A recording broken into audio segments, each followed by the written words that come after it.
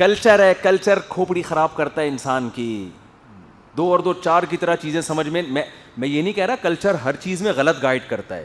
بہت سی چیزیں کلچر کی ٹھیک بھی ہوتی ہیں. ہمارے یہاں کلچر ہے کہ مسلمان ہونے پر ہم فخر کرتے ہیں, تو یہ اچھا کلچر ہے. اس کا فائدہ ہو رہا ہے کہ اپنے آپ کو کافر کہتے ہوئے لوگ آر محسوس کرتے ہیں. بھائی جو مرضی ہیں, گناہگار ہیں مسلمان, تو یہ اچھا بھی ہے. یہ نہیں کہ کلچر, بعض لوگوں کو نا ہیضہ بھی ہو جاتا ہے کلچر کے اگینسٹ چلنے کا.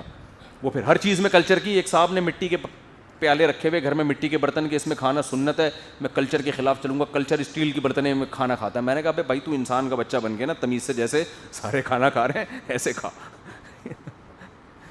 جو سارے دنیا جو کر رہی ہے نا وہی کرو. ساری دنیا تو غلط ہے, تو ساری دنیا ہر چیز میں غلط نہیں ہوتی, بہت سی چیزوں میں صحیح بھی ہوتی ہے. اسٹیل کے پلیٹوں میں کھاؤ. اس زمانے میں مٹی کے برتن تھے, ظاہر ہے وہ اسٹیل کی اتنا وہ نہیں تھا, سادہ لوگ تھے. اور اس زمانے میں بھی تھے, تانبے کے برتن بھی ہوتے تھے.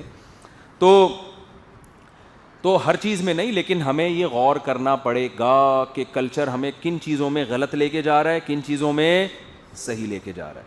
اور یہ ہم فیصلہ کیسے ہوگا؟ تو غیر مسلم کے لیے فیصلہ بہت مشکل, ہمارے لیے فیصلہ بہت آسان. بھائی اللہ اس کے رسول نے کیا کہا؟ رسول جو کہہ رہے ہیں وہ تو اللہ ہی کہہ رہے ہیں نا. تو خدا کیا کہتا ہے جس نے کائنات کو بنایا؟ جو وہ کہہ رہا ہے ہم نے اس کو ماننا ہے. تو اللہ نے اتنی بڑی بڑی قوموں کو جو اٹھا کے پٹخا ہے, وجہ کیا تھی؟ ان کا جرم یہ تھا کہ فعصوا رسول ربہم, جس خدا نے پیدا کیا, جو پالتا ہے, اس خدا کے سفیر کی نافرمانی کی انہوں نے. اور نافرمانی کی بیس کیا تھی؟ کلچر. قرآن سے ہی پتہ چلتا ہے, انما اتخذتم من دون اللہ اوثانا مودۃ بینکم فی الحیاۃ الدنیا. ابراہیم علیہ السلام نے اپنی قوم سے کہا کہ تمہیں پتہ ہے یہ پتھروں کے بنے ہوئے بت تمہارا کچھ بھی نہیں کر سکتے, لیکن آپس میں تمہاری رشتہ داریاں ہیں, کلچر ہیں. تمہیں پتہ ہے جو بتوں کی عبادت چھوڑے گا قوم کی دشمنی مولے گا وہ. جیسے آج بہت سی ہندو لڑکیاں انڈیا میں گھر کے اندر مسلمان ہونا چاہتی ہیں, ان کو پتہ ہے, پڑھ لکھ گئی ہیں نا, ان کو پتہ ہے کہ بھئی یہ پتھر کے بنے ہوئے بت کچھ بھی نہیں ہے, اسلام برحق ہے. لیکن وہ مجبور کیا ہے کہ اگر ہم نے اسلام چھوڑا تو یہ ساری قوم ہمارے خلاف. بہت سے مرد, پچھلے ہفتے ایک ہندو لڑکا بالکل ینگ 18-19 سال اس کی عمر مسلمان ہوا ہے. پچھلے ہفتے میری بیان کے بعد ملاقات ہوئی اس سے, اسپیشل ملنے کے لیے آیا تھا. بیچارہ گھبرایا ہوا لگ رہا تھا کہ میں گھر کی خاندان کی دشمنی مول لی. اب 19-20 سال کی عمر, آپ کو پتہ ہے اس میں اتنا کانفیڈنس نہیں ہوتا انسان. تو بہرحال ہم جو تسلیاں دے سکتے تھے, محبتیں دے سکتے تھے, کوشش کی ہم نے, اس کو بہت موٹیویٹ کیا. تو لیکن ڈر رہے ہوتے ہیں. تو یہ بڑی دل گردے کی بات ہوتی ہے کہ آپ کو ایک بات سمجھ میں آ گئی, اور اس لیے جو غیر مسلم مسلمان ہوتا ہے نا, میں سمجھتا ہوں اللہ کی نظر میں اس کا مقام ہم سے کروڑا گنا زیادہ ہوتا ہے, کیونکہ ہمیں اسلام کلچر میں ملا ہے. ہم تو اسلام اللہ نہ کرے چھوڑیں گے تو ٹینشن ہے, اللہ ہم سے نہ چھڑوائے, ہمیں دل سے یقین ہے اسلام کے برحق ہونے پر. لیکن اسلام تو ہماری مجبوری بھی ہے. ہمیں تو مسلمانوں کے قبرستان میں دفن ہونا ہے, ہمیں تو غسل کفن, ہمیں تو جنازہ چاہیے. اگر ہم اسلام چھوڑ دیں گے یہ نعمتیں ملیں گی ہمیں.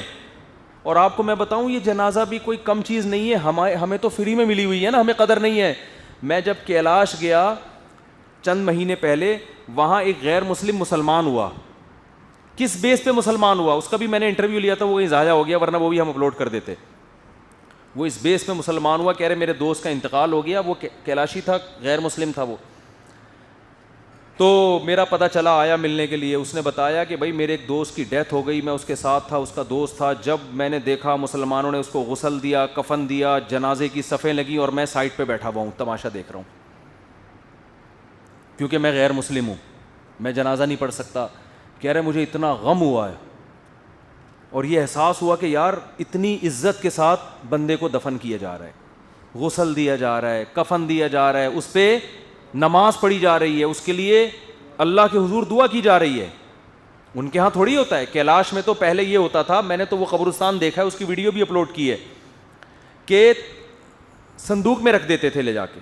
ابھی بھی ہے وہ قبرستان, جانور آ کے کھا رہے ہیں, کتے بلی آ کے لاش کو کھا رہے ہیں. اب چونکہ بدبو اسمیل بہت پھیلنے لگی تھی, تو اب انہوں نے بھی دفن کرنا شروع کر دیا ہے. لیکن وہ عزت تھوڑی ملتی ہے مرنے کے بعد.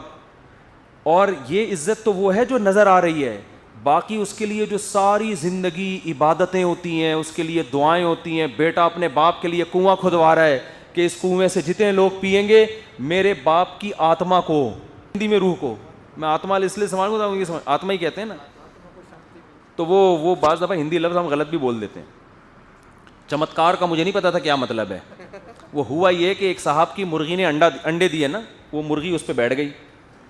اب انہوں نے یہ کیا کہ جس دن انڈے نکلنے کا ٹائم تھا نا, چوزے نکلنے کا ٹائم تھا, ایک دوسری مرغی کا چوزا بھی لا کے اس میں رکھ دیا. مرغی ایکسیپٹ نہیں کرتی ایسے وہ, لیکن مرغی کو ایسا کنفیوز ہوئی ہے کہ وہ سمجھی میرا ہی چوزا ہے.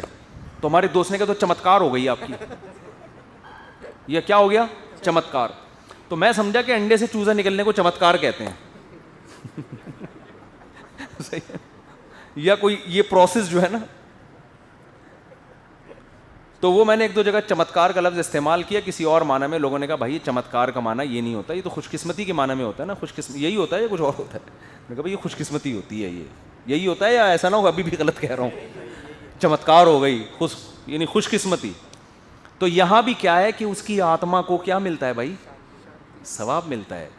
بعد میں مسلمان ہم دیکھتے ہیں لوگ خود کچھ نہیں کر پاتے, باپ دنیا سے چلا گیا, ساری زندگی اللہ کے دربار میں ہاتھ اٹھا کے اس کے لیے دعائیں ہوتی ہیں, ساری زندگی دعائیں ہوتی ہیں.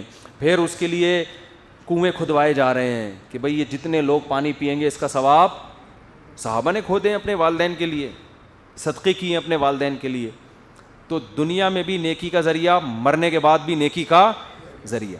اور کتنے لوگ خواب میں آئے ہیں. میرے والد صاحب کا جب انتقال ہوا تو جو بھی ہم سے ہو سکا ٹوٹا پھوٹا ایصال ثواب ان کے لیے.